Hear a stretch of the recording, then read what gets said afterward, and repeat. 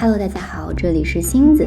去年11月份我们去了趟巴塞罗那，虽然没待几天就病了，但是还是想来分享一下旅游体验。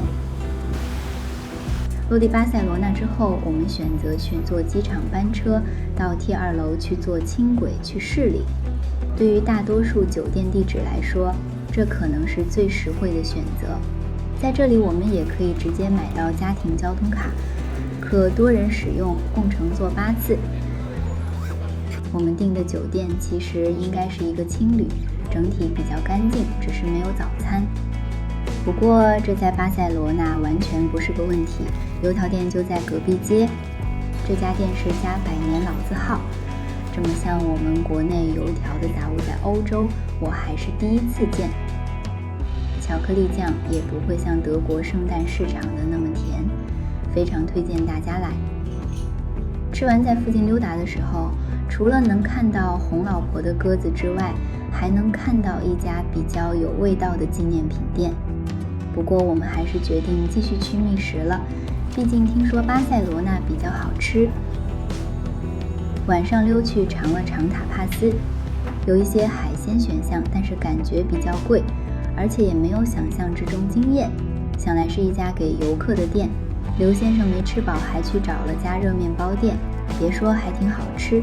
所以我们第2天早上又想着找一家这种热面包的，只可惜连锁店的味道比较普通。吃完之后，终于来到了第一个著名景点赫巴特罗之家。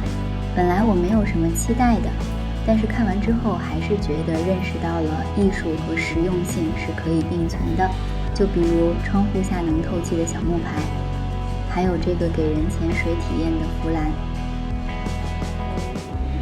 欣赏完艺术，可不能忘了肚子。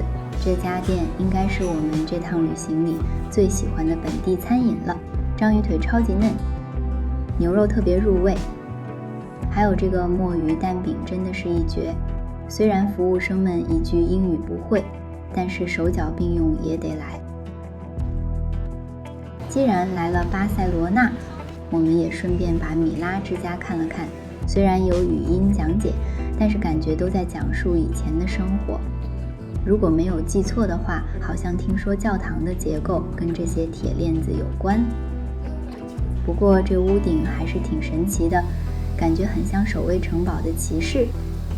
如果极限2选1的话，我可能会更喜欢巴特罗之家。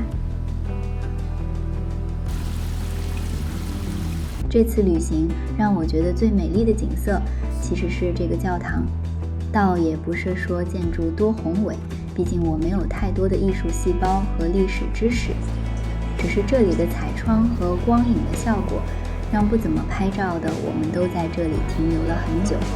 大家想要看好看光影的话，记得提前看看天气和阳光。接下来的早餐我们又选择了一个烤面包店，脆脆的面包，香香的奶酪。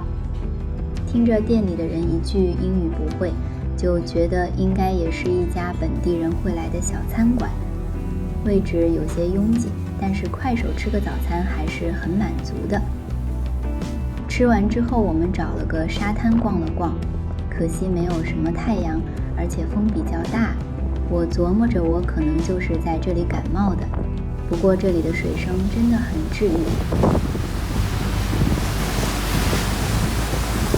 水声再好听，我们也是得吃披萨的。我们提前好几天预定了一家曾经被评价为世界排名第3的披萨店，入座之后还等了好久。味道确实不错，不过感觉还是有些营销在里面的。吃完之后我们还去了趟古埃尔公园，虽然能看到个地图吧，但是公园推荐的手机软件好像不大好使，所以我们就自己瞎逛。除了感觉接触了一下小自然之外，我觉得看点不是很多，也可能是天气原因，本来美丽的色彩也有些暗淡了。推荐大家找个大晴天来踏青。最后我们以一碗兰州拉面和我最爱的一些凉菜们来结束这个旅程。希望大家去玩的时候没有涨价太多，